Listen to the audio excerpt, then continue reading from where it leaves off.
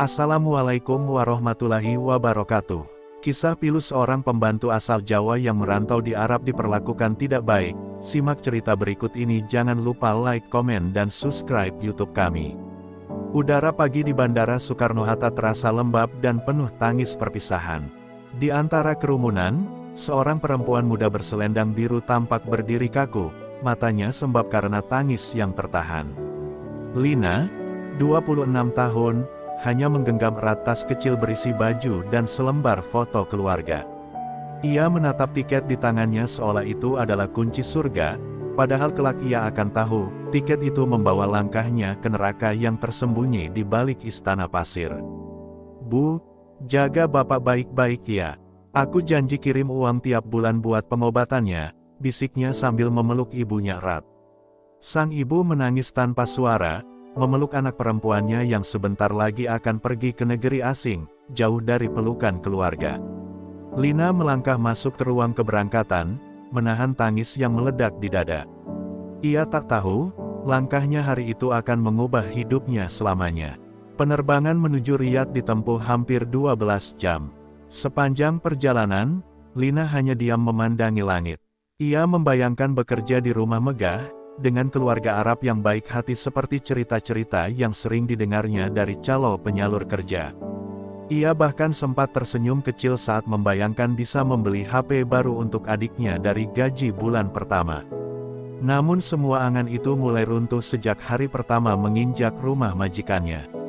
Seorang perempuan berwajah kaku dan mata tajam menyambutnya dengan nada perintah. "Cepat bersihkan dapur, jangan malas seperti orang-orangmu." Lina tertegun, bahkan belum sempat mengenalkan diri. Tak ada sambutan, tak ada senyum, hanya tatapan seolah dirinya bukan manusia, melainkan barang yang baru saja dibeli. Hari itu, Lina langsung disuruh bekerja tanpa jeda. Badannya lelah, matanya nyaris menutup karena belum tidur sejak kemarin, namun suara majikannya terus membentak dari balik ruangan. Ia sempat terjatuh karena lantai licin saat mengangkat ember, tapi hanya dijawab dengan teriakan, "Bodoh. Tak tahu bersih pun kau tak bisa." Luka kecil di kakinya diabaikan. Bahkan air pun tak diberikan sampai malam menjelang. Hari pertama di rumah itu terasa seperti hukuman panjang tanpa ujung. Di kamar kecil sempit di pojok belakang rumah, Lina akhirnya duduk bersandar di dinding. Ia menangis dalam diam, menahan rindu, sakit, dan ketakutan. Ia memandangi foto keluarganya yang mulai lecek, lalu mencium gambar wajah ibunya. "Bu, maaf kalau Lina salah pilih jalan," bisiknya lirih. Di negeri asing yang tak ramah itu, Lina baru menyadari, ini bukan tanah impian, ini tanah yang mengubur harapan. Hari-hari berlalu seperti mimpi buruk yang tak pernah selesai. Setiap pagi Lina dibangunkan oleh teriakan tajam nyonya sebelum matahari terbit. Ia harus menyapu seluruh lantai rumah yang dua lantainya terbuat dari marmer licin, mencuci piring, pakaian, dan menjaga 3 anak kecil yang tak segan menamparkan atau menendangnya jika kesal. Namun setiap kali ia mengadu, hanya kemarahan dan tuduhan pemalas yang ia terima. Ia menjadi pelayan, boneka, dan pelampiasan dalam satu tubuh rapuh yang makin melemah. Suatu malam, Lina mulai demam tinggi. Kepalanya berdenyut, tubuhnya menggigil. Tapi meski ia nyaris pingsan saat mengepel, nyonya hanya menyuruhnya menyelesaikan pekerjaan dan mengancam, "Kalau kau mati, aku akan cari pengganti dari negaramu." Murah dan tak banyak protes. Kata-kata itu menghantam hati Lina lebih keras daripada tamparan. Ia benar-benar dianggap benda mati yang bisa dibuang kapan saja. Di kamarnya yang sempit, tanpa obat, Lina hanya bisa meringkuk sambil menangis, tubuhnya menggigil hingga pagi. Satu-satunya tempat pelariannya adalah jendela kecil di pojok dapur. Dari situ ia bisa melihat langit gurun yang luas, kadang berwarna emas saat senja. "Ya Allah, apakah engkau masih melihatku di sini?" bisiknya lemah, berharap suara hatinya bisa sampai ke langit. Hatinya ingin menyerah, tapi wajah ibunya dan adiknya selalu hadir dalam ingatannya. Mereka adalah alasan ia bertahan, meski hatinya hancur berkeping-keping setiap hari. Pada suatu kesempatan, Lina nekat meminta izin menelepon keluarganya. Tapi Nyonya menolak keras. Kau tidak perlu bicara dengan siapapun. Fokus bekerja. Dan saat Lina memohon dengan air mata, Nyonya malah menyeretnya ke dalam dan mengurungnya semalaman di kamar gelap. Di sana, dalam kegelapan yang pekat, Lina menjerit dalam hati. Ia sadar satu hal, dirinya telah hilang dari dunia luar, terperangkap dalam penjara tak kasat mata yang bernama kontrak kerja. Dalam sunyi malam itu, dengan suara gemetar, Lina berjanji pada dirinya sendiri. Jika Tuhan mengizinkanku hidup, aku akan pulang. Aku tidak akan diam, aku akan bicara, aku akan melawan. Sebab meskipun tubuhnya lemah, api di hatinya mulai menyala, pelan tapi pasti. Pagi itu, tubuh Lina masih lemas setelah malam panjang yang dilaluinya dalam gelap. Tapi seperti biasa, tidak ada belas kasihan. Nyonya tetap menuntutnya bekerja tanpa henti. Saat Lina berjalan terlatih membawa ember air, anak majikannya yang masih kecil berlari dan menabraknya. Ember tumpah, membasahi karpet mahal di ruang tamu. Dalam sekejap, Nyonya datang seperti badai. "Kau tak becus," teriaknya. Tanpa pikir panjang, ia mengambil gagang pel dan menghantam punggung Lina. Suara pukulan itu keras, dan lebih keras lagi suara hatinya yang hancur. Lina tersungkur di lantai, menahan tangis dan rasa perih yang menyengat. Darah segar mengalir dari siku yang tergores. Tapi tak ada yang peduli. Ia hanya mendengar suara pintu kamar ditutup keras, meninggalkannya sendiri dalam diam. Di negeri orang, rasa sakit bukan lagi sekadar fisik, tapi batin yang dipaksa mati rasa. Ia mengumpulkan sisa tenaganya untuk berdiri, menyeka darah, dan membersihkan lantai sambil menahan nyeri. Di malam yang sama, Lina memberanikan diri memeriksa saku bajunya yang lama. Di sana, ia masih menyimpan secarik kertas berisi nomor telepon agensi penyalur di Jakarta. Jantungnya berdetak cepat. Ia tahu, jika ketahuan, hukumannya bisa lebih parah. Tapi malam itu, saat semua tertidur, ia menyelinap ke dapur, mencari ponsel yang biasa dipakai Nyonya, dan diam-diam menelepon nomor itu. "Tolong, saya Lina, TKW di Riyadh, saya dipukuli, saya sakit," suaranya nyaris tak terdengar. Tapi sebelum sempat bicara lebih jauh, panggilan terputus. Baterai habis. Keesokan harinya, Lina dihantui ketakutan. Apakah suara lirihnya tadi cukup untuk menggugah siapapun? Atau justru membahayakan dirinya lebih jauh? Ia terus bekerja dalam diam, tapi kali ini, dalam hatinya, ada setitik harapan yang mulai tumbuh. Mungkin, ada yang akan mendengarkan. Mungkin, tidak semuanya akan berakhir seperti ini. Namun harapan itu langsung diuji. 2 hari setelah panggilan rahasia itu, majikannya berubah semakin kejam. Seolah mencium ada yang tak beres, Nyonya mulai mengawasi Lina setiap saat. Ia bahkan menyita semua pakaian lamanya dan mengancam, "Kalau kau coba macam-macam, aku pastikan kau tak akan pulang dengan utuh." Di tengah ancaman itu, Lina hanya bisa menunduk, tapi dalam dadanya, sebuah suara kecil terus berbisik, "Bertahan, Lina. Sedikit lagi." Hari-hari berlalu semakin mencekam. Lina tak hanya harus menyelesaikan pekerjaan rumah, tapi kini juga diawasi ketat seperti narapidana. Ia tidak lagi diperbolehkan berada di dekat dapur saat semua tertidur. Ponsel dan barang elektronik disimpan dalam laci terkunci. Nyonya semakin curiga, dan sikapnya berubah dari dingin menjadi brutal. Bahkan hanya karena secangkir teh yang terlalu panas, Lina kembali dipukul dengan sapu, meninggalkan lebam besar di lengannya. Tubuhnya mulai tak mampu berteriak, tapi batinnya terus berdoa agar seseorang, siapapun, mendengar jeritannya. Di suatu pagi, ketika Lina sedang menjemur pakaian di halaman belakang, ia melihat seorang pria muda berdiri di pagar luar rumah. Matanya bertemu dengan mata Lina sejenak. Ia mengenakan baju dinas, ternyata, ia adalah tetangga baru, petugas keamanan komplek. Sekilas ia tampak heran melihat kondisi Lina yang kurus dan lengan yang penuh memar. Lina buru-buru menunduk, takut jika Nyonya melihat interaksi itu. Tapi tatapan pria itu seperti menyimpan tanya, seolah menyadari ada sesuatu yang tak beres di balik rumah megah itu. Hari berikutnya, Pria itu kembali lewat. Kali ini ia menjatuhkan secarik kertas kecil di dekat tempat jemuran sambil pura-pura berjalan biasa. Saat Lina mengambil kertas itu, tangannya gemetar. Di sana tertulis dalam bahasa Arab dan Inggris, "Perlu bantuan. Saya bisa bantu. Saya petugas. Ini nomor saya." Air mata Lina langsung tumpah. Untuk pertama kalinya sejak datang ke rumah itu, ada yang melihatnya sebagai manusia, bukan budak. Malamnya, saat semua tertidur, Lina menyalin nomor itu ke balik foto ibunya, takut jika kertas itu ditemukan. Ia tahu risikonya besar, tapi kesempatan seperti ini tak akan datang dua kali. Ia menunggu hari yang tepat, saat nyonya pergi ke rumah saudaranya. Dan hari itu pun datang. Dengan tangan gemetar, Lina meminjam sebentar ponsel anak majikannya yang tertinggal di meja.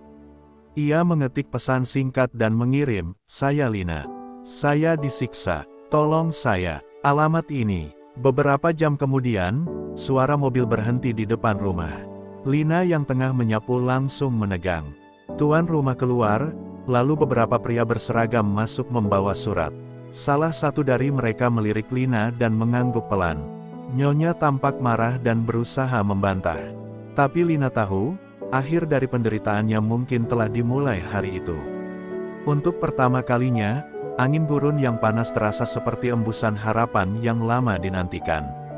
Semua terjadi begitu cepat. Dalam sekejap, rumah megah itu dipenuhi suara keras, perdebatan, tangisan anak-anak, dan bentakan aparat. Lina hanya berdiri terpaku di sudut ruangan, gemetar. Saat seorang petugas mendekatinya dan menyentuh lembut bahunya, ia tak bisa lagi menahan tangis. "Kamu aman sekarang?" kata pria itu dalam bahasa Indonesia yang patah-patah. Untuk pertama kalinya setelah sekian lama, Lina merasa dirinya kembali menjadi manusia. Ia dibawa ke kantor KBRI Riyadh dan langsung mendapat perawatan medis. Seluruh tubuhnya penuh luka, memar, dan bekas pukulan. Tapi yang paling menyakitkan adalah luka di hatinya, karena terlalu lama dibungkam, terlalu lama dianggap tak berharga. Saat perwakilan KBRI mendengarkan ceritanya dengan serius, Lina tak bisa berhenti menangis. Ia menceritakan semuanya, pemukulan, kelaparan, penghinaan, dan malam-malam dingin yang ia lalui dengan tubuh gemetar sendirian. Cerita yang selama ini hanya ia pendam dalam sunyi akhirnya menemukan telinga yang mau mendengar. Proses hukum berjalan, majikannya dilaporkan dan diinvestigasi, serta harus membayar gaji Lina yang tertahan selama lebih dari setahun. Tapi lebih dari itu, nama Lina tercatat sebagai salah satu korban eksploitasi paling parah di antara para pekerja migran Indonesia di sana. Ia diurus untuk dipulangkan ke tanah air dengan pendampingan penuh. Saat pesawat menembus langit Arab membawa dirinya menjauh dari tanah yang menyiksanya, Lina menatap jendela pesawat bukan lagi dalam ketakutan, tapi dengan napas panjang lega. Setiba di Indonesia, keluarga Lina menyambutnya dengan pelukan hangat dan air mata. Ibunya yang sudah renta mencium tangan dan pipinya tanpa henti. "Lina, pulang?" "Bu, Lina masih hidup," isaknya. Suasana bandara seketika berubah menjadi lautan haru. Para petugas dari Dinas Tenaga Kerja juga menyambutnya, dan kisah Lina menjadi bahan penting untuk perbaikan sistem perlindungan tenaga kerja di luar negeri. Lina yang dulu diam, kini berani bicara. Meski tubuhnya menyisakan bekas luka, dan malam-malamnya masih dihantui mimpi buruk, Lina memilih untuk bangkit. Ia sekarang aktif dalam komunitas pendamping pekerja migran di daerahnya, memberi penyuluhan dan dukungan kepada mereka yang ingin berangkat ke luar negeri. Dari perempuan yang dulu dipukuli dan dihina, kini ia menjadi suara bagi yang tak terdengar.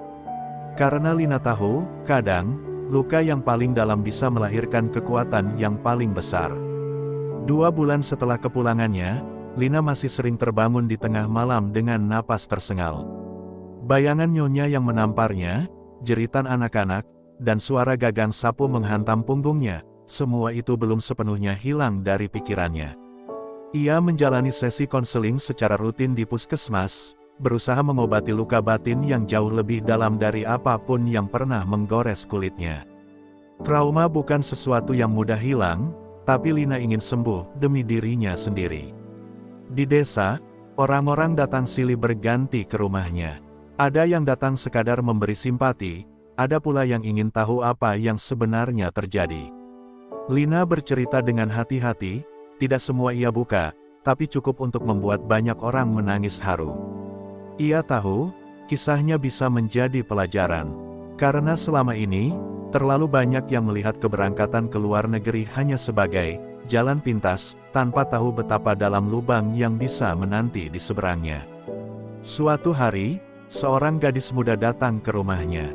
Usianya tak jauh berbeda saat Lina pertama kali berangkat. Gadis itu ingin bekerja ke luar negeri. Tapi setelah mendengar langsung cerita dari Lina, ia mengurungkan niatnya. Lina memeluk gadis itu dan berkata dengan suara bergetar, "Kita perempuan, sering dianggap lemah. Tapi jangan izinkan siapapun menghancurkan harga diri kita. Jangan ulangi luka yang sama." Lina merasa, mungkin ini alasan Tuhan menyelamatkannya, agar ia bisa menyelamatkan orang lain. Kini Lina mulai menulis. Di sela waktunya membantu di koperasi dan menjadi sukarelawan di balai desa, ia menuangkan kisah hidupnya dalam lembaran demi lembaran buku catatan tua. Ia ingin suatu hari, kisahnya bisa dibaca anak-anaknya, cucunya, dan siapapun yang mengira diam adalah satu-satunya pilihan dalam penderitaan. Karena Lina telah membuktikan, suara sekecil apapun bisa menjadi gema yang membebaskan. Di suatu sore, Lina duduk di beranda rumah, memandangi langit yang perlahan berubah jingga. Ia menggenggam foto ibunya dan tersenyum. Mungkin hidup tak akan pernah sempurna. Tapi hari ini, ia tidak lagi merasa sendiri. Ia pernah diinjak, diremehkan, dan dilupakan. Tapi kini, ia berdiri tegak bukan sebagai korban, tapi sebagai perempuan yang menang atas takdir yang mencoba menghancurkannya.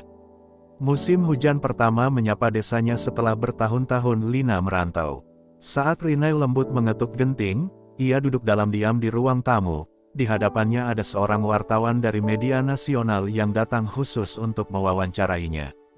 Berita tentang perjuangannya sudah menyebar, bahkan menjadi sorotan dalam laporan khusus tentang kekerasan terhadap pekerja migran.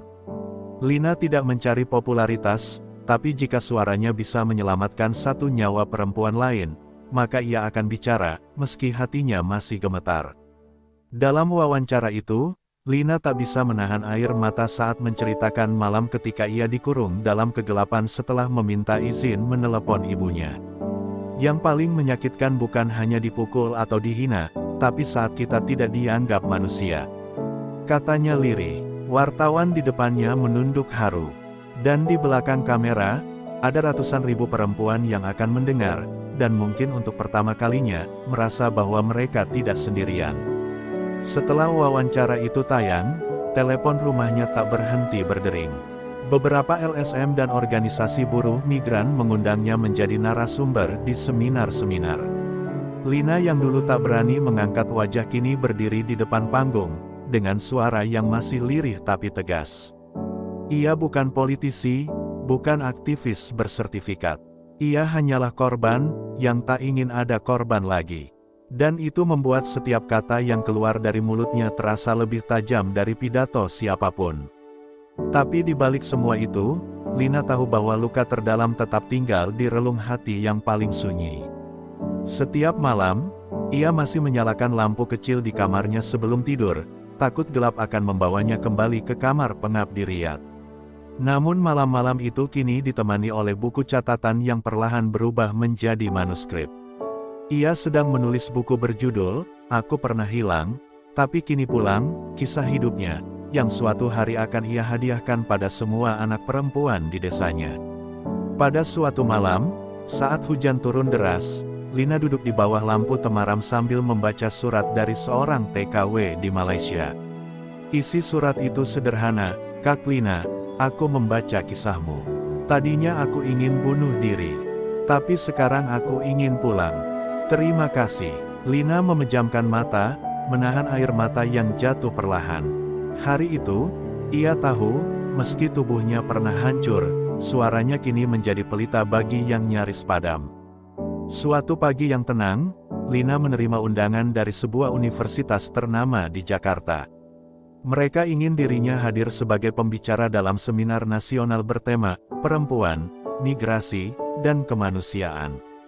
Undangan itu membuatnya terdiam lama. Dulu, namanya tak pernah penting, bahkan tidak disebut di rumah majikannya.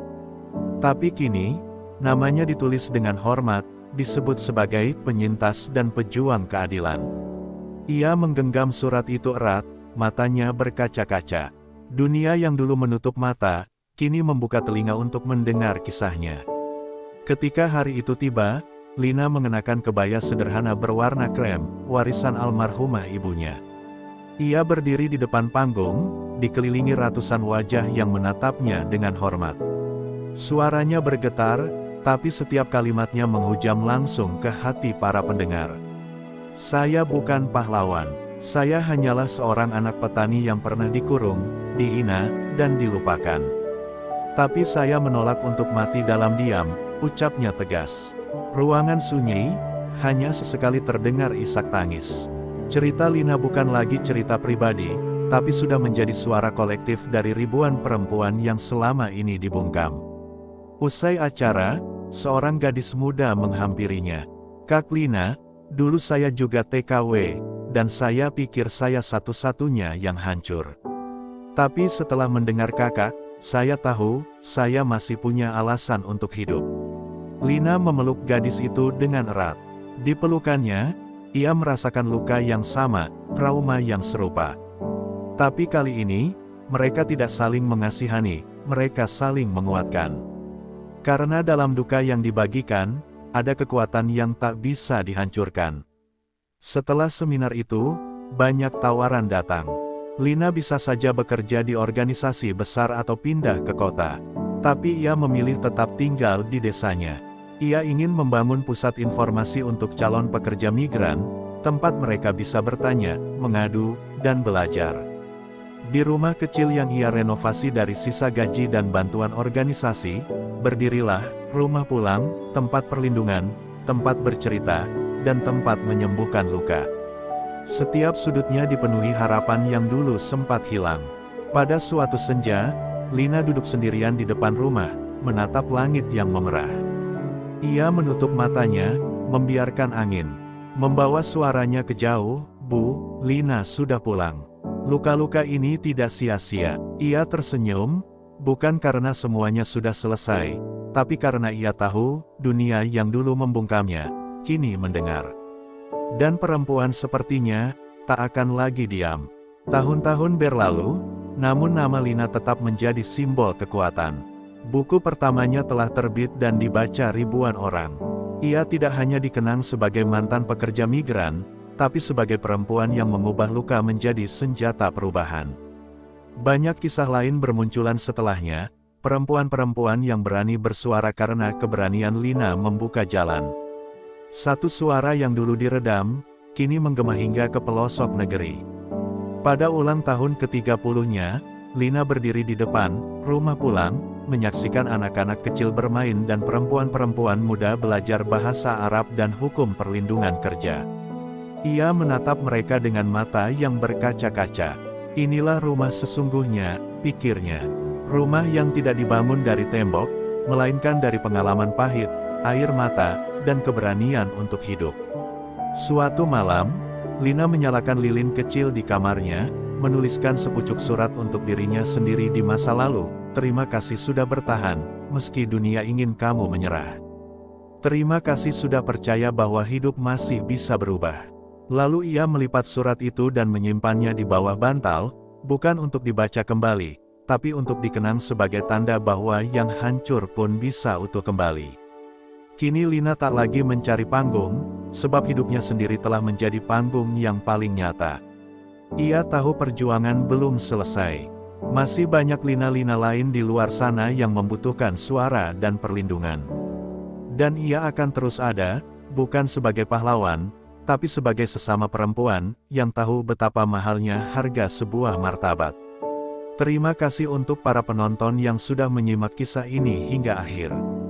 Semoga kisah Lina mengajarkan kita semua bahwa di balik luka ada kekuatan, dan di balik derita ada cahaya harapan.